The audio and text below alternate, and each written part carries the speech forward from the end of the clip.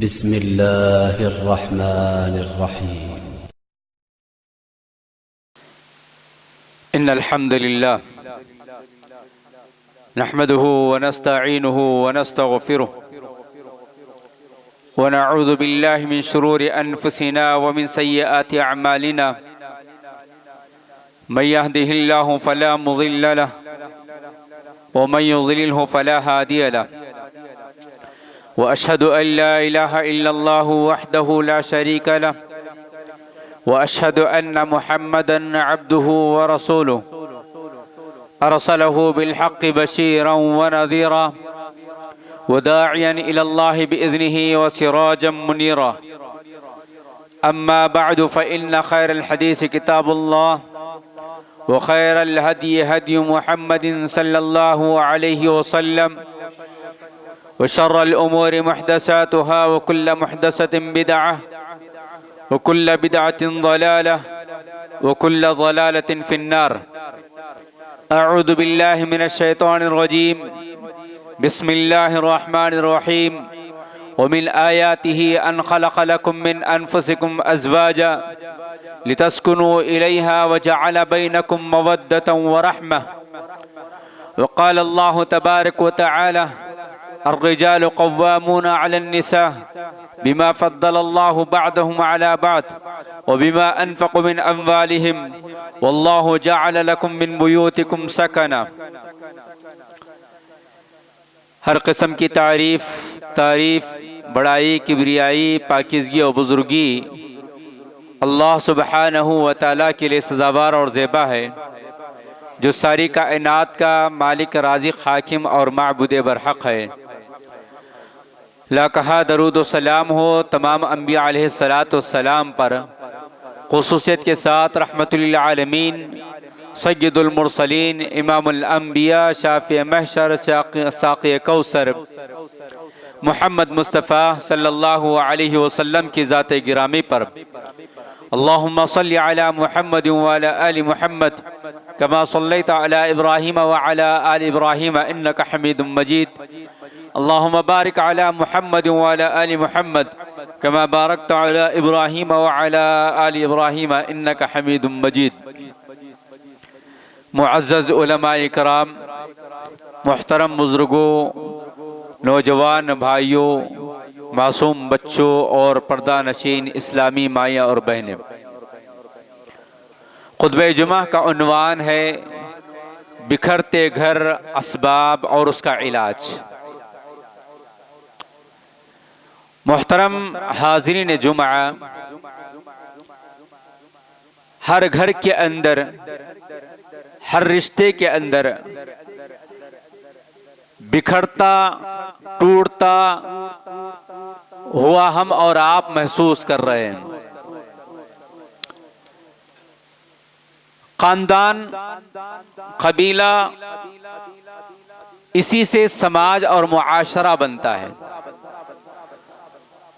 اور حقیقت یہ ہے کہ انسان انفرادی زندگی کو پسند نہیں کرتا ہے۔ انسان تنہا زندگی گزارنا اس کی فطرت میں نہیں ہے۔ اجتماعیت اس کے اندر پائی جاتی ہے۔ علامہ ابن خلدون رحمۃ اللہ علیہ کی مشہور و معروف کتاب مقدمہ ابن خلدون کے اندر بھی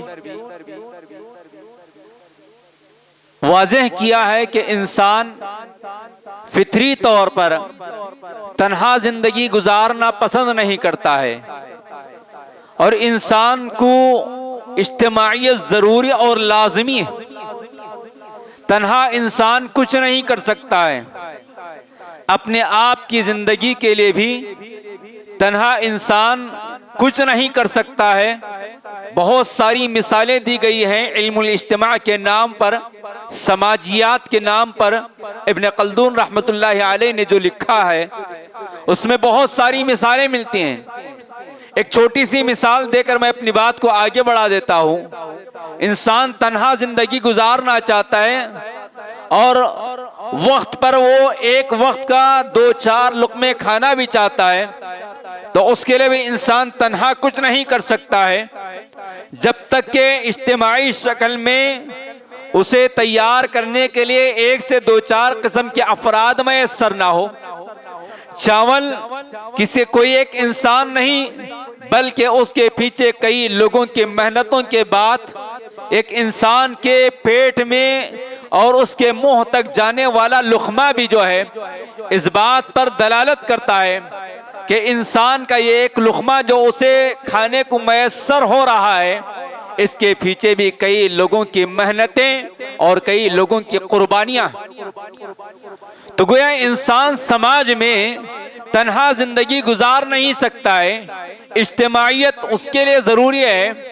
فرد سے افراد، افراد سے گھر، گھر سے خاندان، خاندان سے قبیلہ اور قبائل سے جو ہے سماج اور سوسائٹی وجود میں آتی ہے۔ سماج اور سوسائٹی وجود میں آتی ہے تبھی جا کر ایک معاشرہ بنتا ہے، ایک سماج بنتا ہے، ایک سوسائٹی بنتی ہے۔ اگر آج ہمارا سماج، اگر آج ہمارا معاشرہ، اگر آج ہمارے خاندان اور قبیلے ٹوٹ رہے ہیں، بکھر رہے ہیں اور ان کے اندر اجتماعیت نام کی کوئی چیز نہیں ہے، رشتے اور ناطے دن بدن ٹوٹتے ہوئے نظر آ رہے ہیں، اس قدر آسانی کے ساتھ رشتے توڑے جا رہے ہیں کہ جس طرح سوکھے پتے جو ہے درخت سے ٹوٹ کر زمین پر گر رہے ہیں اور زمین پر گر کر پتے جو ہے بکھر رہے ہیں، اور ایک ہوا اور ایک آندھی آنے پر جو ہے یہاں کے تمام پتے جو ابھی چند لمحے پہلے درخت پر تھے، ٹہنیوں پر تھے، بڑی خوبصورتی کے ساتھ نظر آ رہے تھے، مگر زمین پر گرے اور ایک ہوا آئی اور انہیں لے چلی، یہاں سے وہاں اور وہاں سے وہاں چلتے ہوئے نظر آ گئے۔ اور ان ٹوٹے ہوئے بکھرے ہوئے پتوں کی کوئی حیثیت نہیں، اس لیے کہ یہ قش و قاشاق کی طرح جو ہے کبھی انہیں ہوا لے کر چلے جا رہی ہے، کبھی طوفان لے جا رہا ہے، کبھی آندھی لے جا رہی ہے، اور کبھی سڑک جھاڑنے والے صفائی کر کے اسے کچرا جہاں ڈالا جاتا ہے، گندگی جہاں ڈالی جاتی ہے وہاں ڈالا جا رہا ہے، جبکہ یہی پتے، یہی پھول جب تک درخت پر تھے، درخت کے ڈالیوں پر لگے ہوئے تھے، گھر کے آنگن میں تھے تو بڑا گھر خوبصورت لگ رہا تھا، باغ کے اندر تھا تو باغ جو ہے بڑا خوبصورت اور خوشنما منظر پیدا کر رہا تھا، لیکن جب یہی پھول، یہی درخت کے پتے جب زمین پر گر جاتے ہیں، بکھر جاتے ہیں، ٹوٹ جاتے ہیں تو اس کی کوئی حیثیت نہیں ہے۔ حاضرین، یہی کچھ معاملہ ہمارے اپنے رشتوں کے ساتھ ہیں۔ رشتے اس قدر تیزی کے ساتھ ہم اور آپ توڑ رہے ہیں اور ٹوٹ رہے ہیں کہ گھر کا گھر بکھر رہا ہے، آوا کا آوا بدل رہا ہے، خاندان کا خاندان بکھر رہا ہے، اللہ ماشاء اللہ سوائے چند کے جنہیں اللہ نے توفیق دی، ہدایت دی اور جنہوں نے ان اسباب کو اپنایا جس کی وجہ سے اجتماعیت قائم اور دائم رہ سکتی ہے، ان گھروں کے علاوہ، ان خاندان، ان قبیلوں کے علاوہ جو ہے ہم اور آپ دیکھ رہے ہیں آئے دن گویا ہر گھر کی کہانی ہو گئی ہے۔ ہر نماز کے بعد کسی نہ کسی کے ذریعے، ہر ملاقات میں کسی نہ کسی کے ذریعے ہماری اور آپ کی یہی گفتگو ہوتی ہے کہ ہمارا گھر ٹوٹ رہا ہے، ہمارا گھر بکھر رہا ہے۔ ہمارے ان صفوں میں بزرگ بیٹھے ہوئے ہیں جو 60 کے اوپر پہنچ چکے ہیں، 60 کے درمیان ہیں، آپ ان سے سوال کریں کہ وہ کس طرح کی زندگی بچپن میں انہوں نے دیکھا ہے، کتنے افراد ایک گھر کے اندر رہا کرتے تھے، کس قدر گھر کے اندر خیر و برکت رہا کرتی تھی، کس قدر محبتیں اور الفتیں ان کے درمیان پائی جاتی تھی۔ رشتے تو رشتے، غیر رشتہ دار کو بھی رشتہ اور ناتا جوڑ کر انہیں یاد کیا جاتا تھا، ہر غم اور ہر خوشی کے اندر ایک دوسرے کے ساتھ شرکت کو ضروری اور لازمی سمجھتے تھے۔ مکمل محلہ گویا ایک خاندان اور ایک گھر کی طرح رہا کرتا تھا، پورا گاؤں کا گاؤں جو ہے ایک گھر کی طرح رہا کرتا تھا۔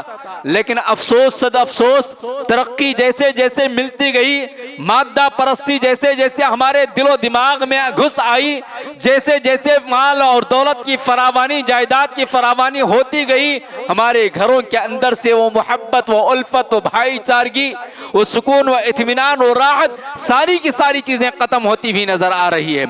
اور یہی وجہ ہے کہ آج جو ہے انسان گھر سے کم، گھر میں کم رہتا ہے اور بازار میں زیادہ رہتا ہے، دوست احباب کے ساتھ زیادہ رہتا ہے، مارکیٹ میں زیادہ رہتا ہے، گھر کے اندر اسے سکون نہیں ہے، راحت نہیں ہے۔ ایک مرد 12 گھنٹے محنت اور مزدوری کرتا ہے، کماتا ہے اور گھر جاتا ہے۔ گھر جانے کے بعد اس کے ساتھ جو سلوک ہوتا ہے، جو تانے سننے پڑتے ہیں، جو ایک دوسرے کے شکوے اور شکایتیں سننے کے لیے ملتے ہیں، کبھی اولاد کی نافرمانیوں کے قصے، کبھی بیوی کے ناز و نخرے، کبھی بہو کے قصے، کبھی داماد کے واقعات، کبھی بھائیوں کے اور بھتیجوں کے، کبھی بھاوجوں کے، ان تمام چیزوں سے بچنے کے لیے آج کا نوجوان جو ہے گھر میں کم اور بازار میں زیادہ رہتا ہے۔ کیوں؟ اس لیے کہ گھر جاتا ہے تو سوائے ٹینشن کے اسے کچھ نہیں ملتا ہے، جبکہ قرآن کریم میں وہ تمام آیات جہاں جہاں سکن کا لفظ استعمال کیا گیا ہے، ان کی تفسیر اگر ہم اور آپ پڑھتے ہیں تو معلوم یہ ہوتا ہے کہ گھر وہ ہوتا ہے جہاں انسان کو سکون اور راحت ملتا ہے، جہاں انسان کو اطمینان ملتا ہے، جہاں انسان جو ہے راحت کی سانس لے سکتا ہے، اور گھر کے باہر کی جتنی تھکان ہے وہ تھکان گھر کے اندر ختم ہو جاتی ہے۔ اس کے لیے اسی لیے آیات کریمہ کے اندر جہاں جہاں سکن کا لفظ استعمال ہوا ہے، اس کی تشریح کے اندر، اس کی تفسیر کے اندر یہ بات معلوم ہوتی ہے کہ وہاں انسان کو سکون میسر آتا ہے۔ قرآن کریم کی جن آیات کے ذریعے میں نے آپ کے سامنے خطبے کا آغاز کیا، ان میں سے ایک آیت کا ٹکڑا واللہ جعل لکم من بیوتکم سکنا، کہ اللہ تبارک و تعالیٰ نے تمہارے لیے سکن بنایا، گھروں کو سکن بنایا، سکونت والے بنایا۔ اس آیت کریمہ کی تفسیر یعنی السکن کے بارے میں فرمایا ہوا ما یسکن الیہ الانسان، ہوا ما یسکن الیہ الانسان ویطمئن به وذلک یکون فی البیوت حیث ان الناس کہ اذا اووا الی بیوتہم سکنت نفوسہم فیہا۔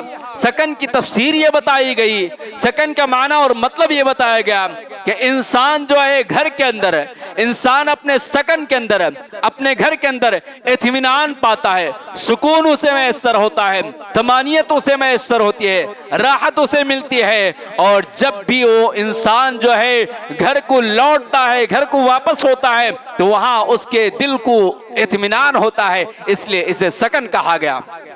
اگر سکن اس معنی میں لیا جا رہا ہے تو ہم سب کو سوچنا چاہیے کیا ہمارے گھروں میں ہمارے دلوں کا اطمینان، ہمارے نفوس کا سکون، یا ہماری زندگیوں میں جو اطمینان ہم چاہتے ہیں کیا وہ آج ہمارے گھروں میں میسر ہے یا نہیں ہے تو کتنے فیصد ہمارے گھروں میں یہ سکون ہمیں ملتا ہے، اور کیوں آج روڈوں پر نکڑوں پر رات رات نوجوان گزار رہا ہے، کیوں ہوٹلوں پر گزار رہا ہے، کیوں باہر دوست احباب کو ترجیح دے رہا ہے، کیوں گھر کو نہیں جا رہا ہے؟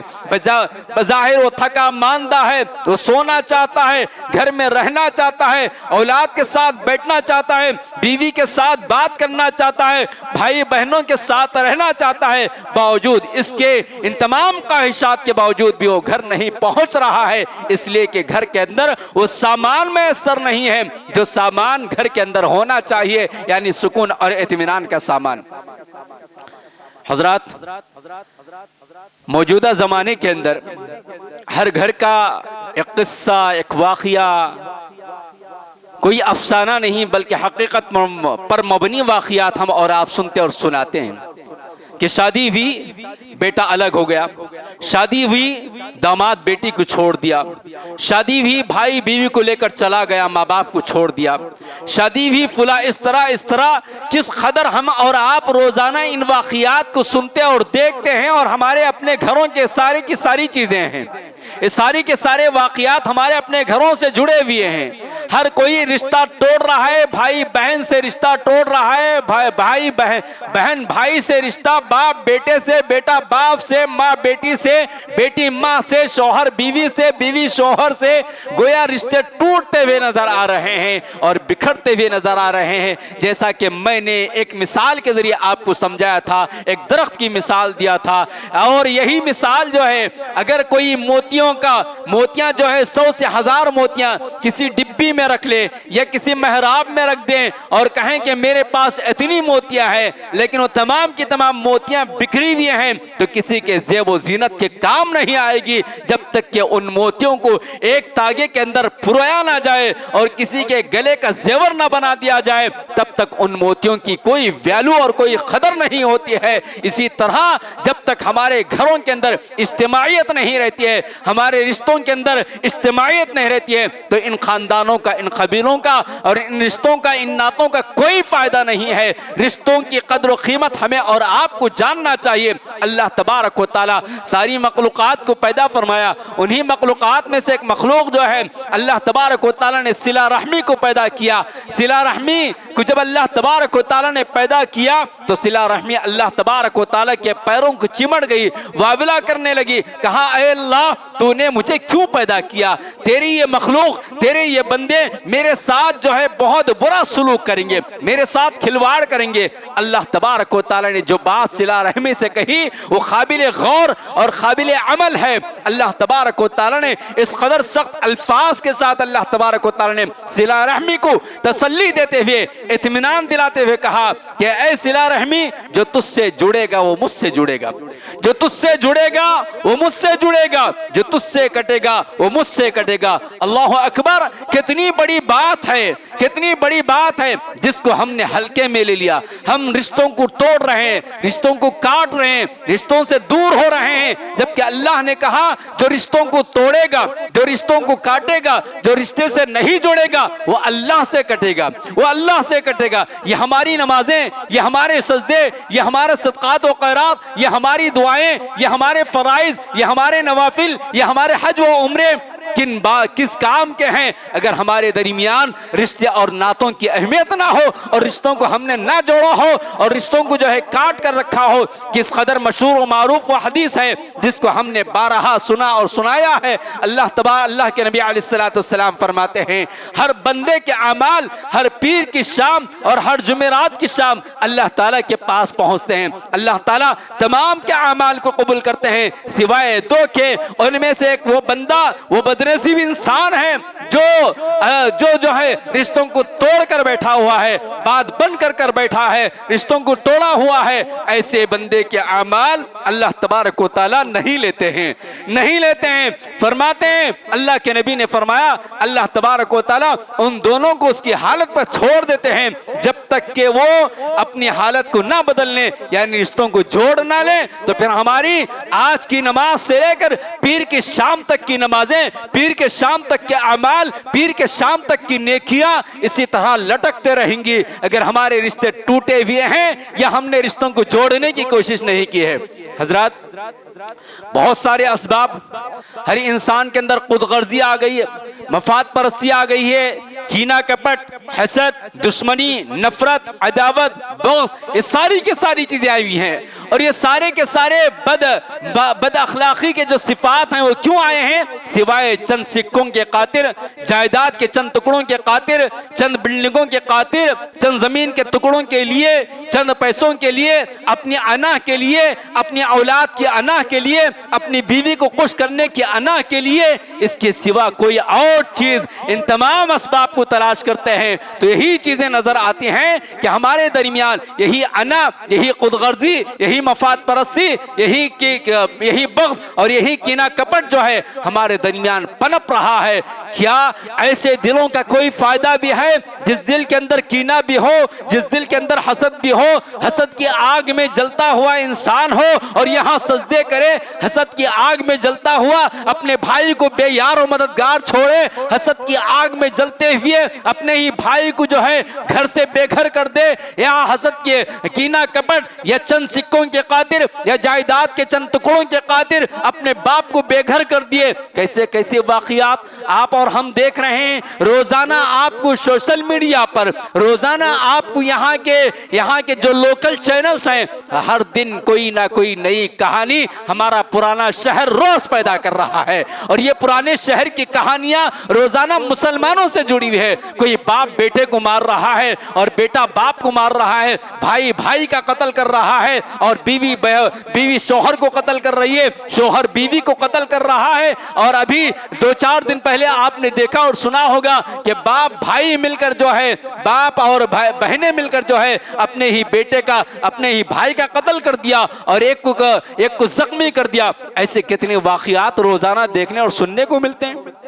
کتنے واقعات ہم اور آپ دیکھ رہے ہیں. 8 دن سے خاتون صنف نازک اپنے معصوم سے بچوں کو لے کر حیدرآباد کی اس سردی کے اندر جو ہے روڈ پر گزار رہی ہے، اس لیے کہ اسے گھر سے بے گھر کر دیا گیا ہے. شوہر گھر سے نکال دیا، جیٹ گھر سے نکال دیے، دیور گھر سے نکال دیا، اور معصوم عورت جو ہے وہ اپنے انصاف کے لیے معصوم بچوں کو لے کر روڈ پر رات و دن بیٹھی ہوئی ہے. سردی کی اس قدر شدت کے باوجود بھی بیٹھی ہوئی ہے. یہ کوئی میں کہیں اور کے افسانے نہیں سنا رہا ہوں، ہمارے ہی اسی شہر کے ہونے والے واقعات آپ کے سامنے موجود ہیں. حضرات، اس طرح کی بہت ساری باتیں روزانہ ہماری زندگیوں میں پیش آ رہی ہیں. تو پھر ان تمام مسائل کو حل کیسے کریں؟ ہم ان تمام مسائل کو حل کرنا کیسے چاہیے؟ ان تمام مسائل کا حل یہی ہے کہ پھر سے ہم ہمارے گھروں کو اسلامی ماحول میں لے آئیں، اسلامی تعلیمات کی بنیاد پر شادی بیاہ کریں. قرآن کریم کی جس آیت کریمہ سے میں نے خطبے کا آغاز کیا، اللہ تبارک و تعالیٰ نے نکاح کو اپنی آیات قرار دیا.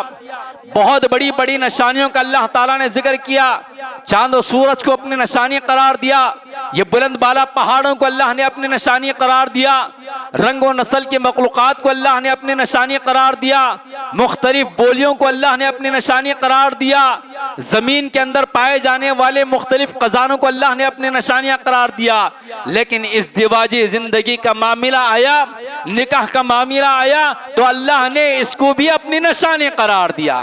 اس کو بھی اللہ نے اپنی نشانی قرار دیا. تو آج گھر بکھر رہا ہے، ٹوٹ رہا ہے، بہو بیٹے کو لے جا رہی ہے، بیوی کو جو ہے بیوی کو سسرال والے سکا کر دے رہے ہیں شوہر کے خلاف. ان تمام کی چیزوں کے پیچھے جو چیز ہے وہ یہ کہ ہمارا اور آپ کا سماج جو ہے اسلامی تعلیمات سے منہ موڑ چکا ہے.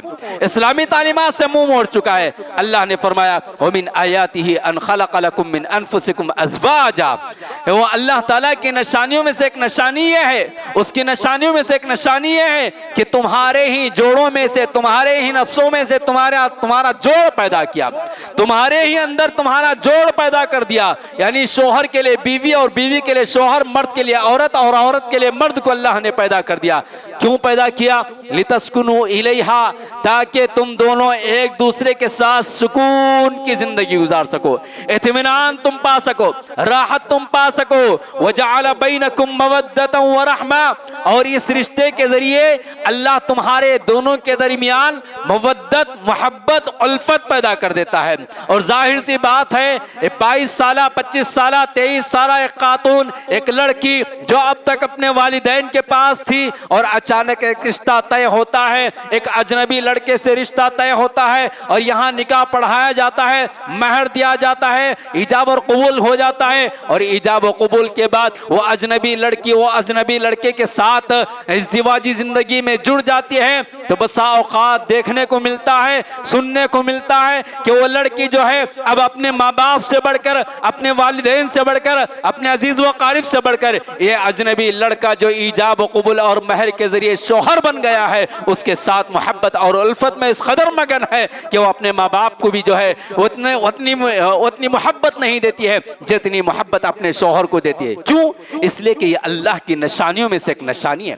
اللہ تعالیٰ خود بخود مودت پیدا کر دیتے ہیں، اللہ تعالیٰ خود بخود محبت پیدا کر دیتے ہیں دونوں کے درمیان. لیکن یہ کب ہوگا، کیسے ہوگا، یہ تمام چیزیں کیسے ہوگی؟ یہ اس وقت ہوگا جب ہمارا معاملہ نکاح کا ہو، اسلامی بنیادوں پر ہو، تو ہمارے گھروں کے اندر یہ ماحول پیدا ہوگا، محبت بھی پیدا ہوگی، مودت بھی پیدا ہوگی، الفت بھی پیدا ہوگی، راحت بھی پیدا ہوگی، سکون کے ساتھ، اطمینان کے ساتھ انسان زندگی گزارے گا. نبی علیہ الصلوۃ والسلام نے بیوی کے انتخاب کے تعلق سے فرمایا، بیوی کے انتخاب کے تعلق سے فرمایا کہ کس طرح بیوی کا انتخاب ہونا چاہیے۔ تنکح المرأة لأربع لمالها ولحسبها ولجمالها ولدينها فاظفر بذات الدين تربت يداك۔ آپ نے فرمایا جب تم کسی سے نکاح کرنا چاہتے ہو، کسی عورت سے نکاح کرنا چاہتے ہو تو چار چیزیں اس میں دیکھو، چار چیزیں اس میں دیکھو، چاروں میں سے تین چیزیں ایسی ہیں جو ختم ہونے والی ہیں، اس لیے آپ علیہ السلام نے ابتدا میں اس کا ذکر فرمایا، اور جو نہ ختم ہونے والی ہے، فائدہ مند ہے، سود مند ہے اور مفید ترین چیز ہے، اس کو آپ علیہ السلام نے آخر میں نہ صرف آخر میں ذکر کیا بلکہ اس کے تعلق سے ذکر کرتے ہوئے فرمایا، اس کو ترجیح بھی دی آپ صلی اللہ علیہ وسلم نے۔ کیا چار چیزیں ہیں؟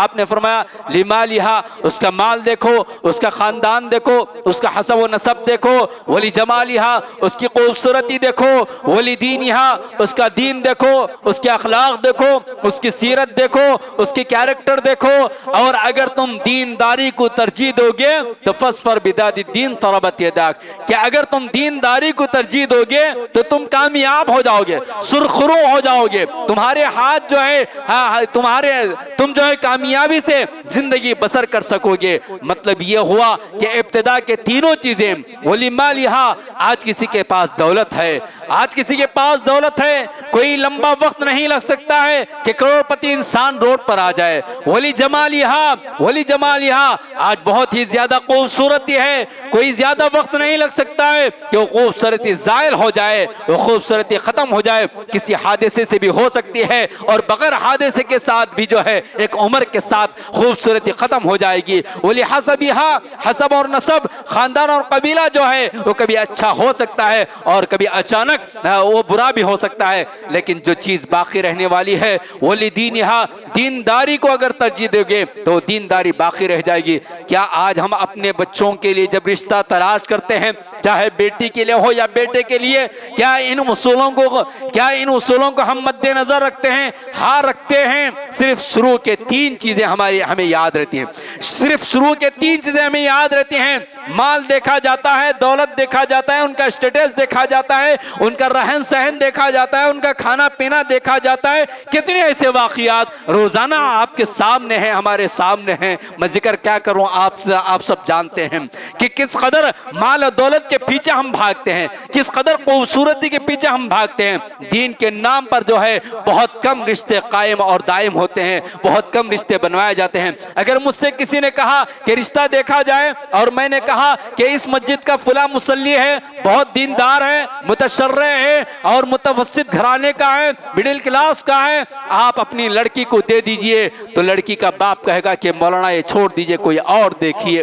اور پھر اس کے برعکس میں کہوں کہ اسی مسجد کا ایک ایسا مصلی ہے جو رمضان سے رمضان کے لیے نماز کو آ جاتا ہے اور غیر متشرع ہے، بد اخلاق ہے، بد دین ہے، لیکن لاکھوں کی کمائی ہے، تو فوری طور پر قبول کیا جائے گا اور کہا جائے گا کہ میری لڑکی اسے نمازی بنا دے گی، میری لڑکی اسے دیندار بنا دے گی، میری لڑکی اسے بااخلاق بنا دے گی۔ کس قدر ہمارے سوچنے کا پیمانہ بدل گیا ہے کہ ایک نمازی لڑکا آئے اور کم تنخواہ والا آئے تو ہماری لڑکی کی وجہ سے اس کے گھر میں برکت نہیں آئے گی، لیکن بے نمازی آئے، بد اخلاق آئے، بے دین آئے، لکھپتی آئے، کروڑ پتی آئے، شرابی آئے، کبابی آئے، کیا کہتے ہیں جہاز لینے والا ہے، اور جس قدر ظلم و ستم کرنے والا آئے مگر دولت کے ساتھ آئے، اور ہمارا سوچنے کا نظریہ یہ ہے کہ ہماری لڑکی جو ہے ہمارے داماد کو نیک بنا دے گی۔ یہ کس قدر غلط فہمی یا خوش فہمی کا شکار ہو کر ہم اپنی اولاد کو دے بیٹھتے ہیں۔ لہٰذا اور بھی بہت ساری باتیں ہیں، اور اس کے اندر سے ایک اور چیز، بہت ساری مثالیں ہیں۔ حضرت اسماء بنت ابو بکر رضی اللہ تعالی عنہ کہتی ہیں کہ جب میں اپنے شوہر سے حضرت زبیر سے میرا نکاح ہوا تو سوائے ان کے پاس گھوڑے کے علاوہ، سوائے ایک اونٹ اور ایک گھوڑے کے سوا کچھ نہیں تھا، سوائے ایک اونٹ اور ایک گھوڑے کے سوا حضرت زبیر کے پاس کوئی چیز نہیں تھی۔ کون ہے یہ حضرت اسماء بنت ابی بکر؟ حضرت ابو بکر صدیق رضی اللہ تعالی عنہ کی بیٹی ہے، نبی علیہ الصلوۃ والسلام کی نسبتی بہن حضرت ابوبکر صدیق رضی اللہ تعالی عنہ کا شمار ان صحابہ میں ہوتا ہے جو مالدار صحابہ ہیں جنہوں نے اسلام کے لیے پیسہ لٹایا. ایسے وہ جلیل القدر صحابی اور امیر المؤمنین سب سے پہلے جو خلیفۃ المسلمین بنے, ان کی بیٹی کا نکاح ایک ایسے صحابی کے ساتھ ہو رہا ہے جن کے گھر میں سوائے ایک اونٹ اور ایک گھوڑے کے کچھ نہیں ہے. اور پھر اسی طرح حضرت عمر رضی اللہ تعالیٰ عنہ اپنے بیٹے حضرت عاصم کی جس سے شادی کی, وہ کس سے شادی کی, کس قدر کتنے مرتبہ ہم یہ ان واقعات کو سنتے ہیں. کیا صرف یہ واقعات سننے اور سنانے کے لیے ہیں یا عمل کرنے کے لیے بھی ہیں؟ لہٰذا عمل کریں گے تو ہمارے گھروں میں بھی وہی سکون آئے گا, وہی راحت آئے گی جو سکون اطمینان صحابہ کے گھروں میں رہا کرتا تھا. اور دوسرا سبب کیا ہے یہ گھروں کو ٹوٹنے بکھرنے کا سبب؟ صرف سبب بتا دیتا ہوں میں.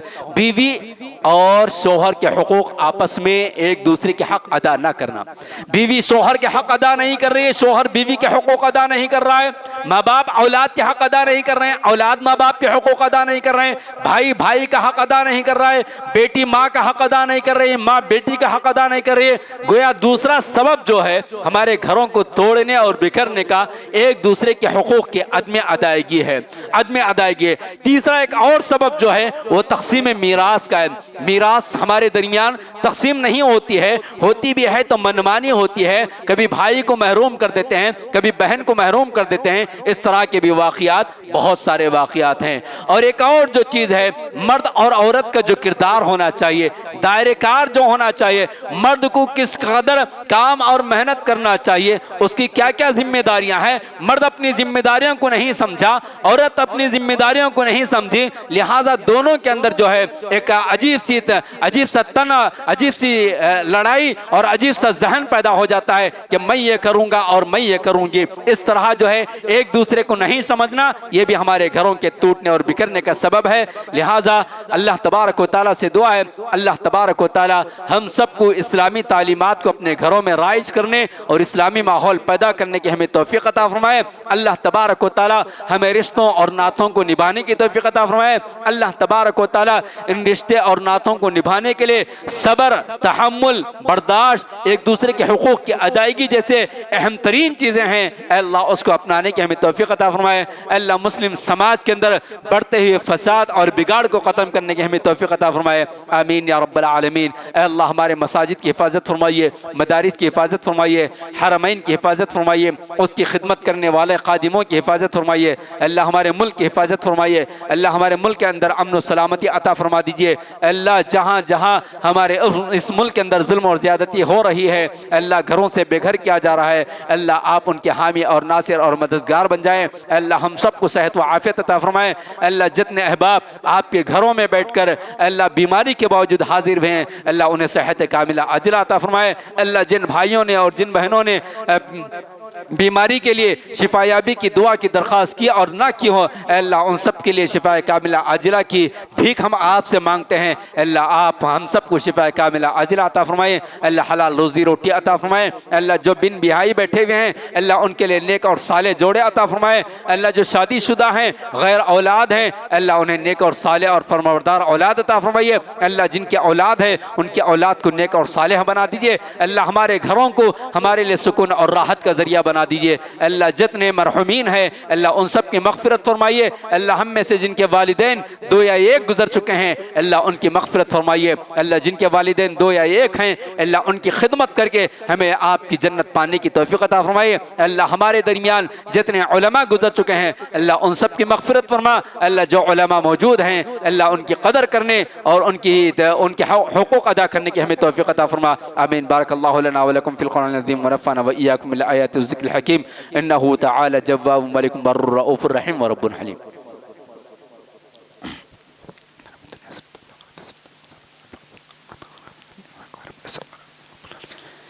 إن الحمد لله نحمده ونستعينه ونستغفره ونعوذ بالله من شرور أنفسنا ومن سيئات أعمالنا من يهده الله فلا مضل له ومن يضلله فلا هادي له وأشهد أن لا إله إلا الله وحده لا شريك له وأشهد أن محمدا عبده ورسوله أرسله بالحق بشيرا ونذيرا وداعيا إلى الله بإذنه وسراجا منيرا. أما بعد فإن خير الحديث كتاب الله وخير الهدي هدي محمد صلى الله عليه وسلم وشر الأمور محدثاتها وكل محدثة بدعة وكل بدعة ضلالة وكل ضلالة في النار. أعوذ بالله من الشيطان الرجيم. بسم الله الرحمن الرحيم. إن الله وملائكته يصلون على النبي يا أيها الذين آمنوا صلوا عليه وسلموا تسليما.